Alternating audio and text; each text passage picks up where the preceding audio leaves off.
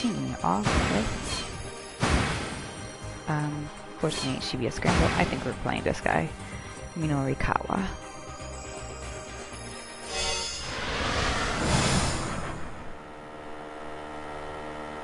Well, Super Club 90 raced down Route 246 towards Shibuya. Common sight around town. Postal delivery workers. Host owners are enthusiasts, swapping parts. Okay. The speedometer remained at a steady 60 kph. Pumping the gas harder was no use. This is as fast as the bike will go. Oh, Minoru shouted as he sped along. Damn it, I am not letting you die. He jerked the handlebars and blew past the truck on the inside. The driver scowled at him and shouted. You maniac, trying to get yourself killed? Just the opposite, Minoru shouted at him. I'm saving lives. The spotlight had turned red, cutting him off at the intersection. Oh, come on. He had no choice but to slam in the brakes. His agitation boiled over as he realized the change. How long is it going to stay red? Hurry up already. He brought the bike right up to the very edge of the line, keeping the engine revving like a tractor ready to peel out. Now, when time is not in my dictionary. The light turned red. Then the car's own light turned green as he hit the accelerator as hard as he could. His engine died with a sputter. Oh. Huh? Oh, come on. What the hell? Car horns blared angrily behind him. In a fury, he pulled his bike over to the side of the road.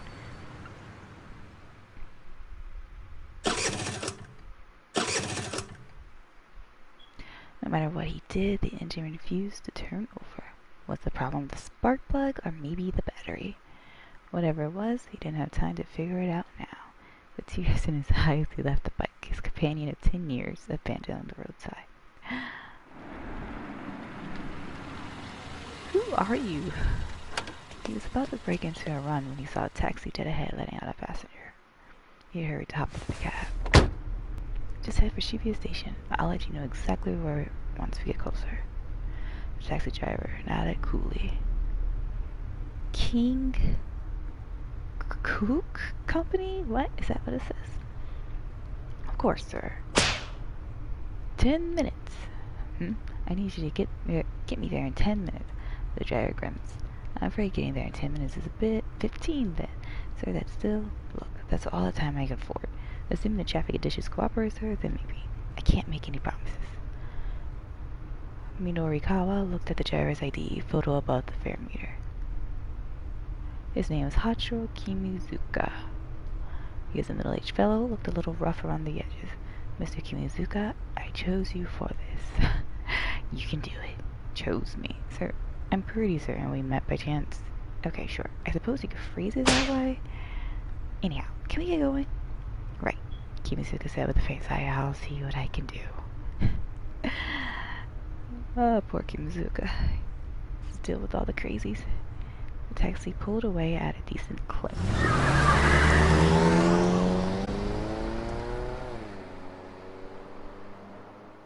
Minakora's frantic journey had started 20 minutes earlier. He'd been at home working on an interview piece. He clucked his tongue in annoyance as the ringing phone broke his train of thought. Why does someone always call right when the words are flowing? If he didn't keep getting interrupted, he probably could wrap this piece up in no time. Be quiet. He pointed his telephone as he yelled. I'm writing here. But he shouted to nothing to silence the ringing. He's a weird one. He certainly is. He didn't have much choice but to pick it up.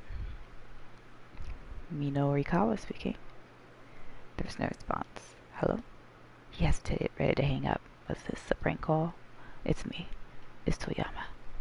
It was Toru Toyama, the president of Heaven Publishing company that puts out both hard-hitting non-fiction books and tabloid-style scandal rags. The invincible journalist penned by company president Toyama himself was a candidate for the Japan Non-Fiction Prize.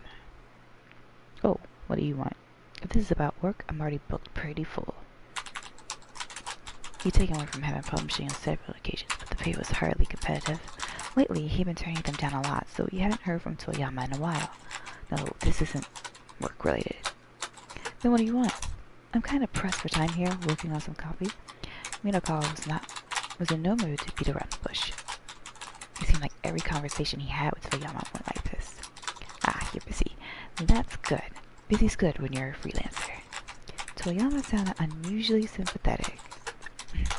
Minoru found it off-putting. I hear sales have been good on your end, he said cautiously, with this month's 4th-star General Gossip and all.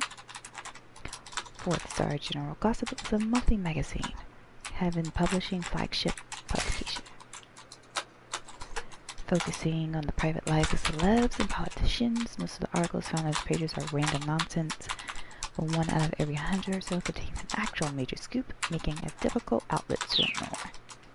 It had a small circulation and for the most part flew in a radio hour, but once in a while they land some big scoops and sell like crazy. This month's edition had come with a free scratch card, a gimmick. I had moved 100,000 copies with ease. 5 winning symbols in a row wins 100,000 yen, was it? Minoru asked. A weak, moist sound came through the receiver. Baffled, Minoru listened more closely. It came again, then again. It kind of sounded like sobbing. Mr. Toyama, are you crying? There was another soft sob, and then another. What's going on? Where are you? Minoru asked. At the office, Toyama nodded. Let out another mewling whimper. What's the matter? It's nothing. Well, it's gotta be something. Come on, what is it? Toyama gave no reply. Mr. Toyama, you still there? Silence. What is it? What happened? Look, doesn't tell me anything. What the hell is going on? Toyama squeaked out a drawn-out whine. Okay, I'm sick of this. I'm hanging up now. Please do. Minoru was about to break the connection when he heard Toyama murmur. The only thing I can do now is die. That's super cheerful. The taxi lurched to a sudden stop as the driver slammed on the brakes. Minoru pitched forward, his face smacking against the back of the seat in front of him. Kimuzuka stuck his head out the window. Careful, buddy, he shouted at someone on the street. You're going to get yourself killed. Minoru blinked, the stars in his eyes, and saw a man moving alongside the cab. The guy grabbed the handle of the back door. Please, I need you to let me out this cab. No way, Minoru snapped. Just who did this guy think he was? Please, I'm begging you here. Look, I'm in a hurry, pal. Get your own cab. I know how ridiculous this must sound, but please, this is really, really urgent. Urgent. It's a matter of life or death, please. The guy did look pretty desperate. Look, I'm sorry, but I'm dealing with something urgent here too. Then let me ride with you. I'll pay for the whole fare. My entire future's on the line here. The guy sure was persistent. Maybe he was telling the truth. But Minoru had problems of his own. Sorry, buddy. It's life or death on my end too. I gotta look after me and mine. Right. So sorry to trouble you. Finally, the guy gave up and shuffled away. Guess it could have been that much of a life-ending crisis after all. Minoru checked his wristwatch. Damn it. That just cost us 5 minutes. I'll try to make it up, sir. The driver called back. The taxi lurched into motion, the engine quickly revving up.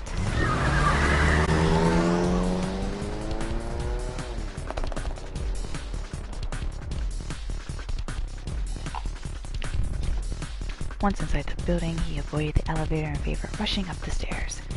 Having publishing rented out the 3rd and 4th floors. In all likelihood, Toyama would be at the editing department of 4th-star General Gossip on the 4th floor. When he got there, however, the door was locked. Mr. Toyama! Hey, Mr. Toyama! He shouted in vain, but there was no reply. Something was seriously wrong. Minoru took a deep breath and then kicked the door in. Whoa! The sight as he stepped into the office filled him with horror.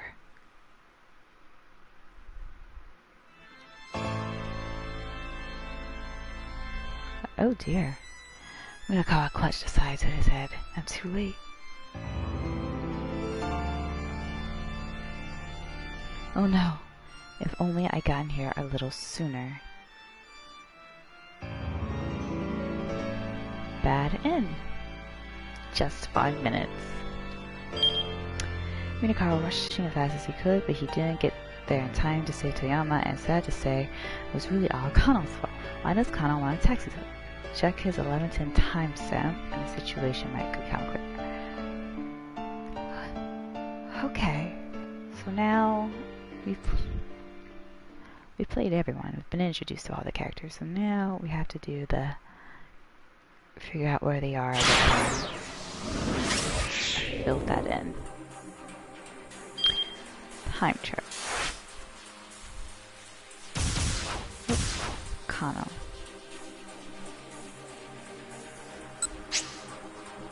Previous time blocks are shown above. Protagonist actions can only affect other protagonists within the same time block as indicated by that red circle on the chart.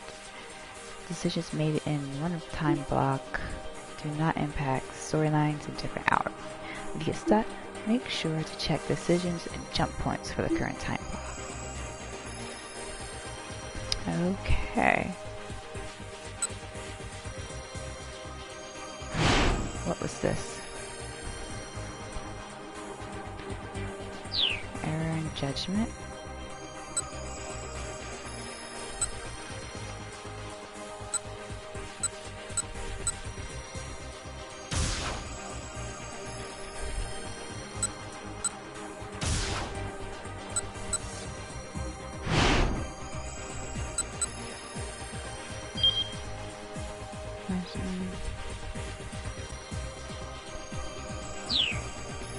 At 11:15.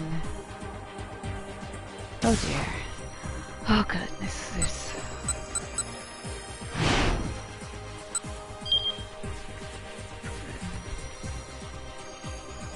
Achi, which is right.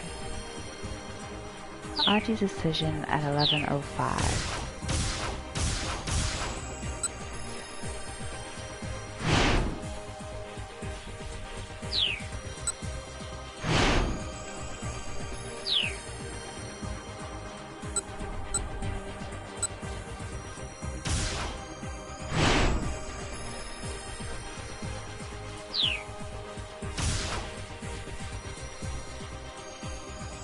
It's something with Kano. Right.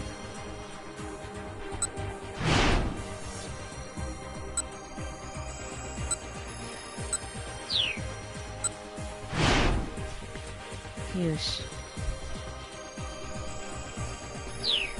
Following that person, but if he doesn't follow, I think he gets shot. So, who do I want to start with then? I guess is the big question. I think something with Achi here at 11:05.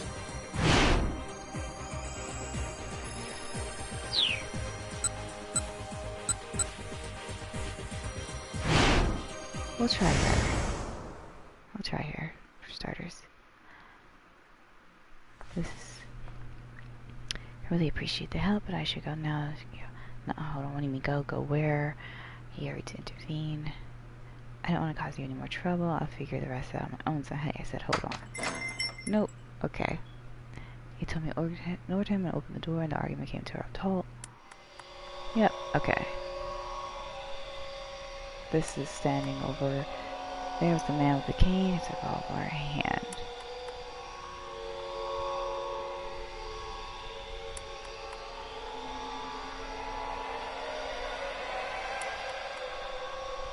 TP continue. Okay.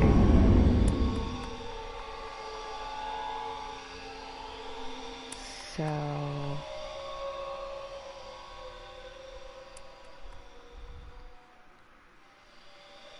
the man with the cane aimed his gun at Tama, his face devoid of emotion. Please, the girl said, trembling. Why are you doing this? But the man did not reply.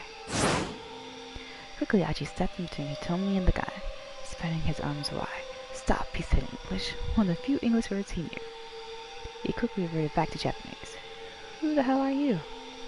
Still the man did not respond. You know this guy, Hitomi? No? Achi was sure he'd never seen the man either. What are you after? Money? Guess if you are, where were you wasting your time chasing us? The man furrowed his brow, adjusting his point of aim to Achi's face. His bloodthirsty gaze left Achi no doubt that he was willing to pull the trigger. Reflexively, Achi took a step back, his foot clattering against a discarded beer bottle. We're going to get gunned down for sure, unless we can find some way to catch this guy off guard. It didn't need to be much. If Achi could just distract the gunman for a moment by inside the briefest window. Shoot me then. Go on, do it. He stepped forward as he shouted, hoping the provocation would confuse the guy for just long enough. Provocation. Even as Achi moved, the gunman's attention was distracted for an instant by a sudden sound. The phone in his breast pocket was ringing. Seeing his chance, Achi lunged forward in an attempt to wrest the gun away, snatched the beer bottle and swung it, grabbed Hitomi and ran. I think it's either B or C. We're going with this.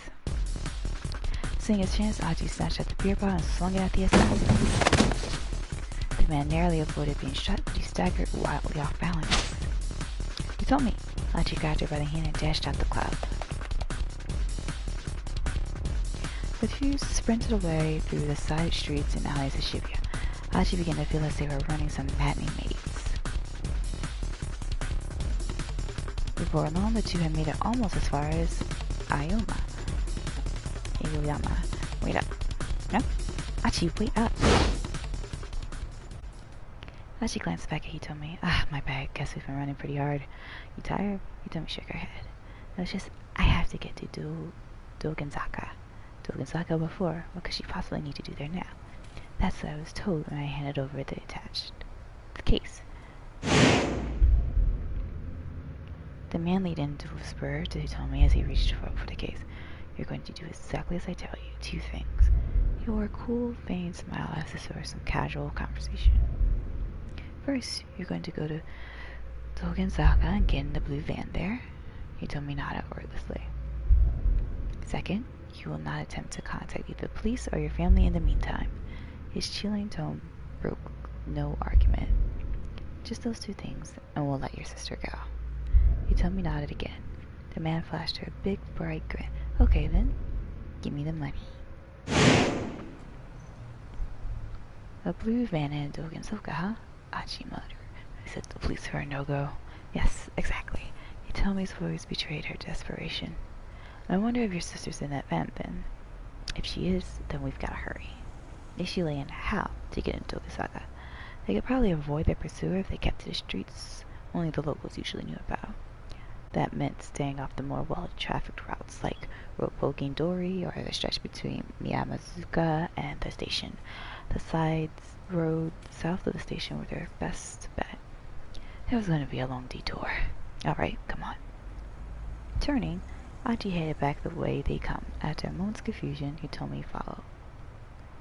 Achi? There's another worry in her voice. Hey, don't sweat it. I actually live in Dogenzaka. We're heading right to my old neighborhood. Hitomi bowed her head. Thank you so much. Okay, it's no problem. I had to head home anyway. Achi gave her a grin and she cracked a tiny smile of her own. Hey, you two. You got a minute? Okay. Achi looked around. A pair of men approached from across the street. There's something shady looking about them. Achi's protective instincts kicked in and he stepped in front of Hitomi. This is like a scene from Yakuza. Or is he gonna have to fight them? If these guys meant trouble, he wanted to be ready. We just want to ask you something. The young of the 2 men drew in closer, a sharp gleam in his eye. Achi braced himself. Ask us what? Oh, you know where the Nokane building is. He's the one that took Catgirl's boss. The man held up a flyer. It was for some sort of health food sales demo. Come on, man, the Nokane building. You know where it is, or not? Achi knew the name. Wasn't that one of the buildings in Center Guy? That was near Dogenzaka, the same direction he was going. No harm in helping a couple lost dudes. Achi pointed them in the direction of Center Guy. I don't like the thought of these 2 following Hitomi. Achi pointed them in the opposite direction from Center Guy. Yes. I don't like the thought of these 2 following Hitomi and me. Achi pointed them in the opposite direction from Center Guy. Pretty sure it's that way, he said. Thanks, man. Sorry to bug ya. The 2 headed off toward the main road. So now we can go back and play Tama, because her boss won't be dragged away. Okay. Achi told me hurried onward to find the sparsely trafficked side streets towards Dogenzaka. I don't think I even knew this was part of Shibuya. Knew this part of Shibuya was here, he told me, said as she looked around. Yeah, a lot of people don't. I used to mess around this neighborhood when I was a kid. The area was a mishmash of run-down residences and office buildings. Almost nobody ever comes here unless they live or work on one of these streets. And check it out. Over there, a rare first-hand glimpse of the Shibuya River. Minor river that runs from the Yamasu Bridge to the Tengen Bridge, depicted in the 36 views of Mount Fuji by Edo period ukiyo-e artist Hokusai. In Hokusai's time, fireflies are collected from the Shibuya River and presented to the shogun, lending credence to the idea that the river was indeed clean in the past. Have you always lived in Shibuya, Achi? Yep, born and raised. Achi bent down to pick up a piece of trash on the roadside. That's why I do this. It just pisses me off to see folks make a mess of this place. He picked up another piece of trash. I don't have a job, so I just pick up garbage every day. Man, what am I even doing? Like, cleaning up even matters right now. He told me he took a long, hard look at his face.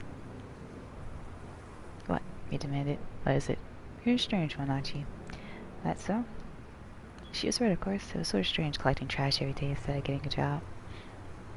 He has reasons for it, but they weren't important right now. Right now, the important thing was getting Hitomi to Dogenzaka. Come on, he murmured. A sudden angry shout broke the silence as they hurried along. Hey, hold it right there. Haji and Hitomi stopped, but the shout wasn't directed at them. Further up the road, a group of thuggish-looking men were having some kind of argument. The man was shouting and had grabbed one of the others by the idiots, and you still have the gall to call yourself as Studs of Shibuya, a youth gang operating out of Shibuya founded by Achi Endo. Its current leader is Susumu Nishizawa. Oh boy. I mean, yeah, Susumu, but the other men standing around look distinctly uncomfortable. It takes money to run an organization. No, I know, and since it's not like you're Achi or nothing, I thought you could maybe spare some help on that front, boss. Why is boss defined? Top dog, man in charge, the head honcho. Here at Reverse, the leader at Susumu. Change in leadership can really shake up an organization. The new boss's personality and disposition are a huge factor in whether the group continues to prosper. The fact that Susumu is being asked to spare some help on the monetary front suggests he still has things to learn about being in charge.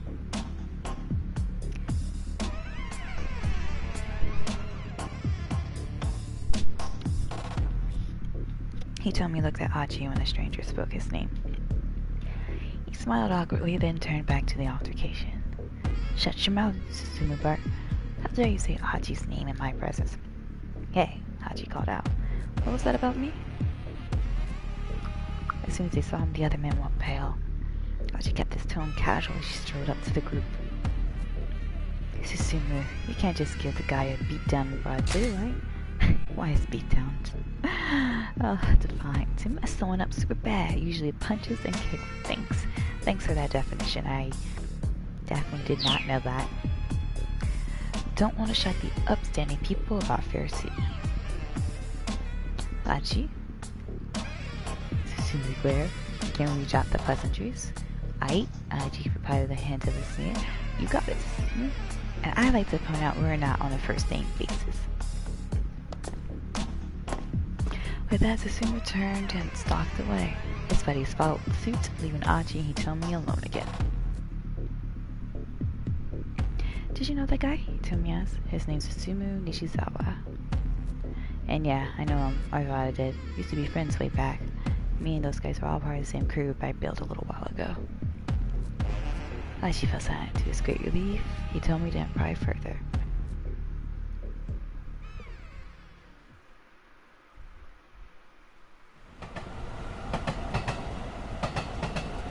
Achi Hitomi had gone a short distance further when he caught sight of a man picking something up alongside the train track. Huh, I wonder. Achi went over to him. Hey man, picking up trash by any chance? Huh? The man let out a packed shop. Opened up a knick-knack shop in Shibuya. Achi no Shibuya like his own backyard. But this Yasuda guy is new enough that Achi doesn't recognize him. Sorry, just kind of looked past what you were doing. Oh, yeah.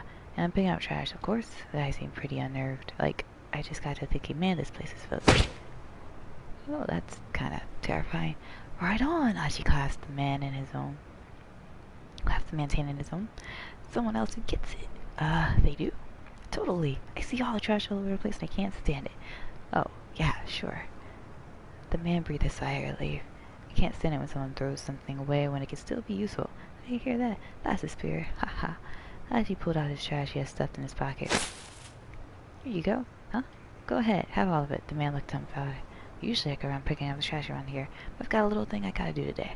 You got it from here? I'm counting on you. What? Actually, I'm kind of... Great, thanks. Achi beamed in approval, then rejoined Hitomi and headed on down the street. The man let out a sigh. Fine.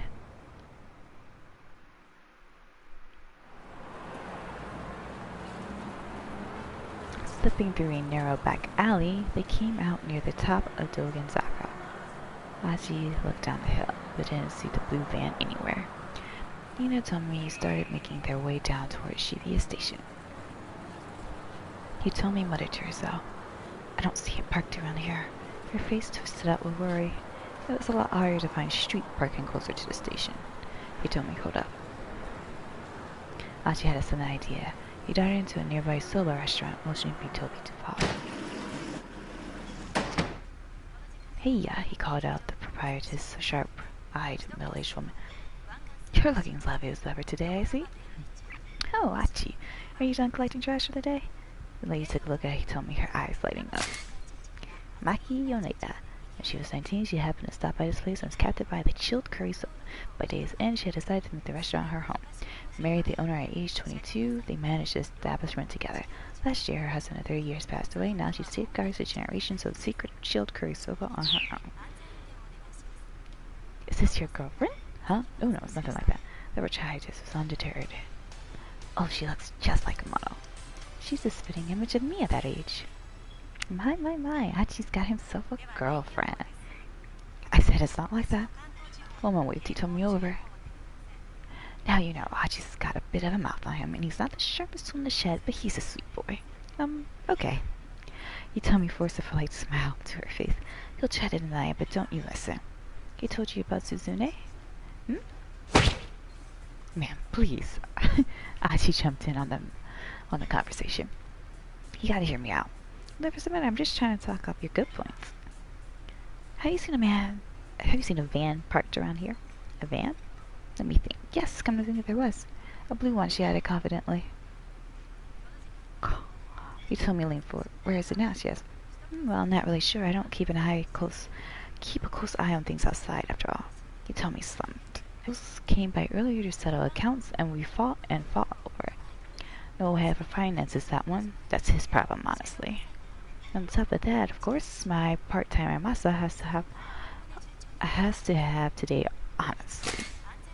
First-year student at Midoriyama Academy, a sweet young man who works part-time delivery driver for the Dogen Hut, and says all his leftover money to his mother out in the country.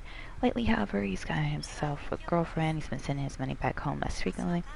His noodle house job doesn't pay enough to support his mom and cover his dating expenses, so he's scheming for a way to make a rich quick. Achi frowned. Has she really seen a blue van, or was she just being chatty? Older women who ran tobacco shops or noodle houses did seem to have an accurate spot in detail, but women of our age weren't always the most reliable. Okay. Well, my friend, I'll pause it for a moment, I thought. Aha! A flash recollection was shown in her eyes. That's right, now, I think there were some foreigners sitting inside. She told me exchange glance. Yes, I'm sure of it. The man who makes my noodles said he saw it too. Is there anything else you told me of? No, not that I can remember. Hitomi hung her head in frustration as they left the sofa shop. Achi did his best to cheer her up. Hey, we might still find that car. Let's try waiting around here for a while. Just waiting? What good will that do? It's possible that they went looking for you when you didn't show, Achi said. Maybe they'll come back, you know? He sat down on the edge of a planter outside the restaurant.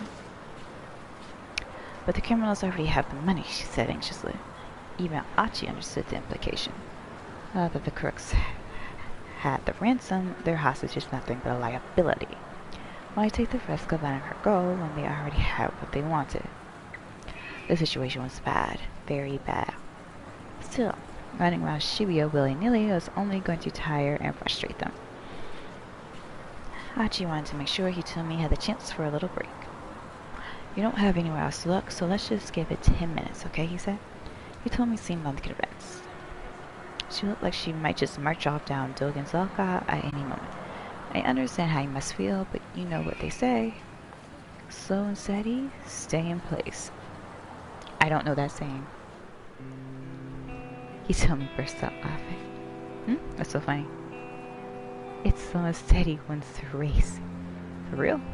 Hitomi smiled and sat down beside him. Alright, she said, we can wait here for 10 minutes. Cool. You've run enough races today already, right? Hitomi kept her eyes on the cars passing through Dogenzaka for a while.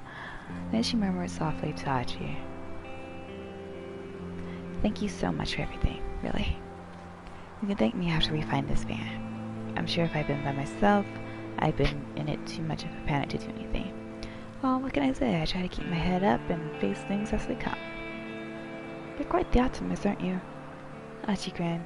He tried to recall what optimist meant. He was pretty sure it had something to do with doctors, or maybe glasses. I see, so clearly they define words for people at Achi's level. The shy, sweet look on Hitomi's face as she said it, though, made him figure it probably wasn't a bad thing, whatever it was. Cars drifted on by, one after the other, but they saw no sign of a blue van.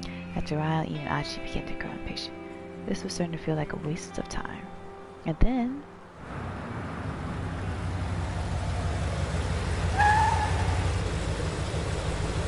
tell me what. There it was. Keep out. Okay.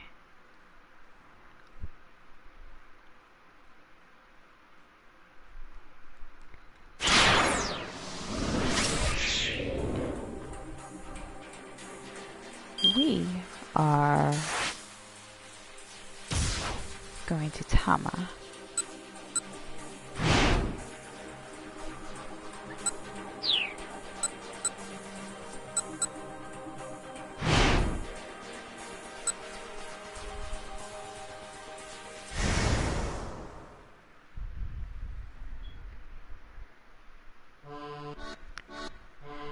Decided to ask Sherry what's the help pulling my owl. Like I bumped something, but I don't remember that recently. Sherry flashes me a curious look. What are you doing? She asks. I thought maybe I could at least get the head off. That ain't gonna work. That thing's attached to the body. I slumped forward in defeat, face planting on the tabletop. No, most folks wouldn't notice that when they put it on, you know? Well, I didn't. The boss helped me get into it. It's the thing. Well, don't let it get you down. Sherry says, here, drink some of this. She pulls a bottle with a straw from her bag and pours some of the tea into it. In a fever of thirst, I jammed the plastic straw through the mascot's costume mouth. Thankfully, it reaches as far as my own. As I crawl on my body rejoices as the moisture returns to it like rain coming to the desert. And thus, I revive. Actually, it kind of does feel like I'm coming back to life. Oh, thank you so much. I am never going to forget this as long as I live. With tears welling from my eyes, I clutch Cherry's hand in my fuzzy mitts. Oh, hey, I'm not the kind of person to abandon someone in need, you know, she replies. An embarrassed grin crosses her face. How come you're carrying this bottle around with you anyway, I asked. Well, that's because I make my own protein juice. Protein juice? Never heard of it. I heard that you get protein juice for 1 or 3 meals a day, you lose weight. So yeah, I kind of need to keep it. Given Cherry's sort of, well, chubby frame, I don't think the protein's not working so great for her. I've been trying all sorts of stuff, but right now, protein is totally the best thing for my diet. This stuff, though, Cherry casts her eyes on the samples of burning hamburger on the table. It's like, totally bogus, huh? Bogus? That's a surprise. Well, yeah, seriously, you gotta exercise, you wanna burn body fat. Just smacks herself on one floppy arm. I mean, there's no way you're gonna lose weight by taking in more calories. Huh, didn't she say she was drinking protein juice? So I can't, that thought to myself. I mean, that could be as ridiculous as all you can eat Kobe beef, chef. She shakes her head seriously. Not sure about using all you can eat anything as an example of discussion about weight loss, but again, I keep the thought to myself. But hey, I dropped the jaw, Cherie said. After a moment, perking up again. They'll tell me to sell this junk, I'll sell it. The door flies open and a loud voice. Hold it right here. I roll around the pen to see an odd-looking man standing in the doorway. It's Jimmy Yanagishita. He's the guy who hired us. That's the guy who hired you? No, you didn't think he was pretty shady? Because he looks kind of shady. Also, he has the most awesome intro music. I heard that, Cheery. Don't you go calling my product junk. That's disrespectful. Cheery gave him an apologetic look. Oops, sorry about that. You should be, but whatever. You really have doubts? Have a try for yourself. Mr. Yanagishita pulls the bottle of burning hamburger and scopes on me. Sister product Dale Sweet, Sally's Boss, Better Sweater, Tome Pepperone, Power Burn Seed, Mr. Thin, Mega Chow, Super Mega Chow. At first glance, it looks some kind of energy supplement, but the cheap label gives it an immediate impression of sketchiness, just like the owner. Go on, says Yanagishita, give it a go. Cheery reaches out to take it. But no sooner does she grab the bottle than Yanagishita shouts out once more. Wait, hold on, what? Because you two, you're both good stomach-wise? Stomach-wise? Yeah. Drinking this stuff on an empty stomach can cause some pretty nasty problems, so just make sure you eat or drink something beforehand. Doesn't matter what, really. Wait, nasty problems? Yeah, such as what I asked? I'd rather not say. Nobody would buy it otherwise. Seriously? It's all good, I just had lunch, Cheery says. She flashes a carefree smile. Well, I haven't eaten yet. But on the other hand, I've been guzzling up as much iced tea as I can to fill myself up. It's probably safe for me to try this stuff. May as well drink it, in for a penny, in for a pound, and hey, maybe it'll help me loosen up. Better not drink this stuff, it's not even particularly appetizing. Wait, is this the stuff that gives you visions or something? If only. I'm not drinking this. No, I better not drink this stuff. It's not even particularly appetizing. She twists off the bottom stuff, she declares, and proceeds to noisily gulp her bottle down. It doesn't seem like she minds it. Maybe it's actually pretty tasty after all? Huh? Aren't you gonna have some too? Yeah, Yanagishita flashes me a look. Guess I might as well try it a little bit. Stick the bottle of burning hammer into my mascot head mouth. It has an unexpected smell. Like curry? Ugh. Getting my own lips around that mouth, the bottle gulped down the liquid aside. Huh? It doesn't taste like anything. A handful of seconds go by. What the heck? Feels like a firecracker just exploded inside my mouth. Now it's spicy. Way too spicy. It's like I just swallowed chili pepper coated in curry powder. Before I know it, I'm sweating bullets. Well, you sweating? Mr. Yanagishita asked. Like a whole lot, you are, aren't you? Why does he sound so happy about it? That right there is the magic of burning hammer at work.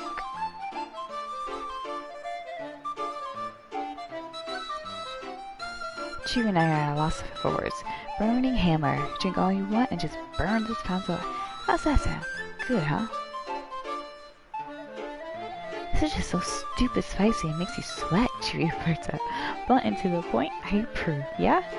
Well, I guess you're right, Yanagishita says. He hangs his head. What is in this stuff, I ask? I can still feel my tongue tingling. Heck, my body is almost too numb to move. I'm so shocked I even forget to get properly angry. So, it's this health food powder that got imported from America a few years back? Yanagishita explains. But the import agency went out of business not long after and couldn't move the merch. So I bought up the whole lot. Everything they had in their storehouse. Spent all the money I had on it. Cheery arches an eyebrow. How much did it cost you, Jess? 1 million yen for 300 bottles? I can scarcely believe my ears. 300 bottles and 1 million yen for the lot? That's roughly 3,330 yen a piece. Each one of these teensy little bottles costs over 3,000 yen. You got ripped off, man, Cheery says. You really think so? Huh, yeah, you're probably right. He hangs his head even more despondently. This is the sort of thing they sell in 100 yen shops or something. Ouch, Cheery moving in for the kill. 100 yen shops, really? Mr. Yanagishita lets out the heaviest of sobs. I'm starting to feel pretty bad for the guy, actually. Don't let it get you down, sir, I said, hoping to comfort him. But Mr. Yamashita just lets sob chokes a wise sigh. Really? A deep breath emphatically exhaled, often a sign of disappointment, stress, or unrequited love. Also, when expressing anxiety brought on by massive debt. One has no money to give, only sighs. Right around now, Minoru Kawa is in the company of someone inclined to service. Really? Is that the guy that killed himself? I try again. It'll be okay. Whether or not it helps you lose weight, it is spicy and does make you sweat. I'm not sure I followed you, he says. How much are you selling these bottles for, boss? 15,000 yen per bottle. Nope. Selling all 300 bottles would yield proceeds of 4.5 million yen. After deducting expenses, just the cost of the product, rental fee at the venue, pay for the part-timers, and printing flyers, these yields a net profit of roughly 2.5 million yen. It's doubtful that anyone would pay 15,000 yen for a single small bottle, but you never know. There could be a few housewives or young women out there who fork out that much in the name of weight loss. A terrifying thought.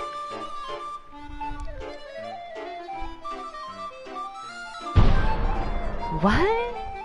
Chewy's jaw practically hits the floor. Mine does the same. Really? Is it hitting the floor? I can't tell. No way. Nuh-uh. No freaking way. Calling that price absurd wouldn't begin to do it justice. Look, selling at that price is my only option. I need to cover my costs. Anyway, please, I need you both to work your hardest. Apparently, he's committed to do this in the same course of action. Okay, Chewy. It's more than a proper response, but I can't blame her. It's more like a sigh than a proper response, but I can't blame her. As for me, I can't find the words. I'm so flabbergasted. I can't just sit there and don't speak up. Isn't this a scam, sir? Well, might as well. I can't just sit there and not speak. Isn't this just a scam, sir? Sorry, can't hear you. Yeah, I guess you should please dumb. Fine, hurry. This is a scam, isn't it? He twists his head to one side. Something's wrong with my ear. Undeterred, I repeat myself once more. This is a scam, isn't it? Tears are welling up in Mr. Yamashita's eyes. Look, kid, he says, listen up. He's clearly struggling to maintain his calm. You're in the grown-ups world now. I nodded a few times. But a scam is still a scam, right? I say. You, sir. What's your name again? Oh, it's Tama. Okay, Tama, why are you still wearing your costume? What? He straight up dodged my question. Oh well, at least I tried. I'll explain the situation, my sir. Wow, so then are you going to do the sales demo like that? Well, I can't take the mascot costume off. I don't have much of a choice, do I? No, that won't do at all. I hired you to be a model. If you're wearing that thin, then what's the point? I'm at a loss for words. The point is exactly what he's missing. It's not like I'm wearing this getup because I want to. How about we just cut it off, you? Cheery says with a big grin. How about you put those away? She pulls a massive pair of scissors out of her bag. The blades make an unsettling snip sound as she waggles them with her knife. Well, no, you can't do that. Yamashita explains that suits a rental. I don't want to have to reimburse them for the thing. Well, then what am I supposed to do, Aya? He looks at me uncertainly. Maybe you could have someone from the rental place come down, Cheery suggests, before having to accept the rest of my life. Oh, hey, good idea, Yamashita says. He seems to be making an effort to calm himself down, at least.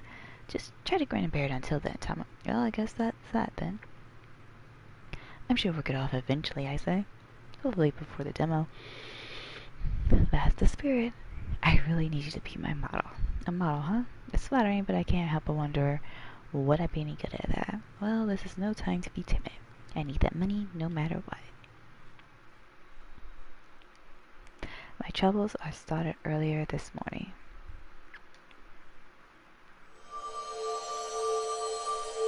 As a knick-knack shop on Center Guy. Oh, is that the guy that was looking at the trash? I happened to pass by and I saw a red necklace on display in the storefront. And I got this weird sensation when I saw it. You can maybe call it deja vu, something like that.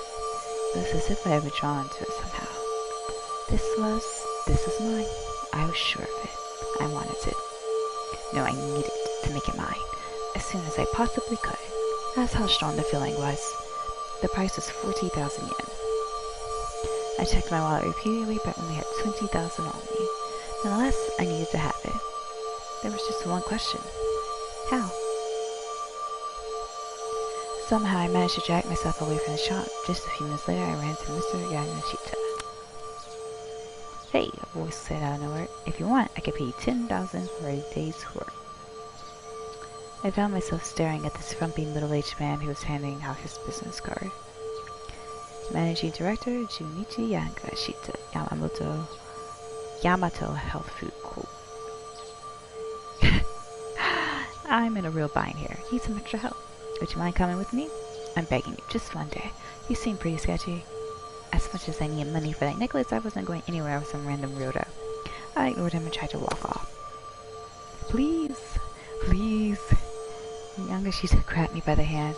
Watch it, pal, I said. Hands off or I start shouting for help. Please, it's not like that. Just hear me out. Look, I'm in a hurry. Please, please. Knock it off. I smiled forcefully away from him, yanking my hand from his grip. Oof. Yamashita rolled through the air and fell into the bushes. Whoa, whoa, where did that come from again? His eyes are wide as saucers. You're a martial artist or something? No, I think that was just a fluke. The truth was, I was surprised at myself how well I pulled off that escape move. Okay then. Look, I'm sorry. Can you give me a hand? No way. No, I mean, give me your hand. My hip is killing me here. Ow, ow, ow. I guess the least I could do is help the guy get to his feet. Look, why are you hounding me so much? Please don't be eager. The moment I saw you, I just felt it. You're the only person who could possibly do this job for me. Outside, but my interest was immediately piqued. Admittedly. What kind of job? I need a sales rep for a health supplement. I want you to do the PR as a dieting success story for my product. Just look at you. You have the body of an actress. Sales are going to go through the roof. Well, it's hard to feel too offended when he told me that. The job didn't seem as fishy as I initially suspected. Alright, maybe I'm interested, I said. There's just one thing. Yeah, whatever it is, I'm sure I can handle it. I need 20,000 yen as soon as possible. So if the day only pays 10,000, alright then. If you can sell 100 bottles that are self-sufficient, I'll throw in another 10,000 as a bonus. How's that sound? I certainly couldn't think of any other way I was going to earn 20,000 yen in a single day. This might be exactly the break I needed. You've got a deal. You have my services for the day, I said, bowing my head. Yes! Yanagashita jumped for joy. What about your head? Oh yeah, it's better now. Oh, better. Fix this up just now. Yanagashita fell deep as I gave him a dubious look. Look, I'm sorry, he had to hurry. I wasn't trying to pull a fast one on you, honest. I was just scouting for talent and I saw you and well, was trusting this guy really the best idea? I was starting to worry just a little bit about whether he actually paid him. Look, I staked everything on this self-stimulator thing. This is the make-or-break opportunity of a lifetime. Sure. I'll be honest with you. I'm gonna tell him that. 2 million. 2 million. Yanagashita's tone had taken a feverish intensity. If I don't pay it back by the end of the day, then boy, howdy, am I going to end up the creek without a paddle. How did you even get into a situation like that, I asked. You gave skyward a far-off look in his eyes. Because even if he knows he has no chance of winning, sometimes a man just has to stand and fight. But I guess a girl like you wouldn't understand. And that's not his own words. But he was right. I sure as heck I didn't understand it in the slightest. Anyway, real quick. Could you put this on? Mr. Yamashita briskly rummaged through his bindle, then thrust a cat costume out toward me. Where did you pull that out from? Because that cart that you had behind you? I should have definitely been able to see that, right? Here. Yeah, before sales event, you gotta hand out some sample. Burning hammer and sample bottles is cut 10 parts to 1 with water. So it was intensely spicy and drinking on an empty stomach is sure to cause gastrointestinal distress or even make the drinker black out. It's hard to believe that a sample of something so dangerous to win over any customers, but you never know, there could be housewives or young women out there who accept such a risk in a name of weight loss. Another terrifying thought. The job's already started, you know? Like that, Mr. Yanagashita went about getting me into the mess.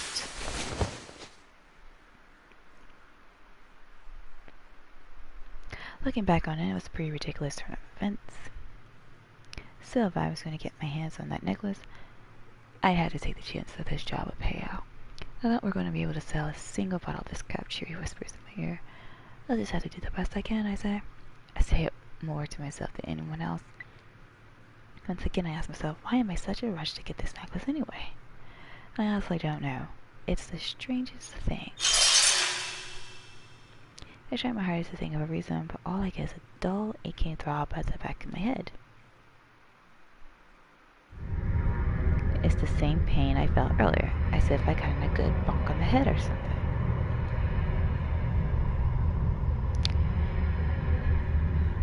What is happening? Okay. To be continued.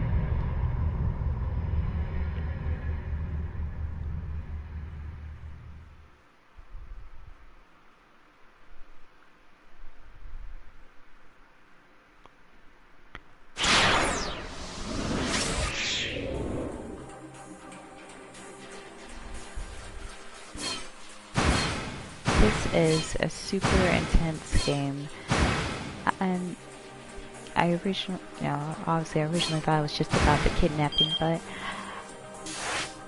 there's viruses being released, there's something with the Yakuza collecting their money, there's this random news reporter guy that's trying to prevent his friend from killing himself so far. There's a lot going on, but we'll figure out more next time. Until then, I will see you guys in the next video.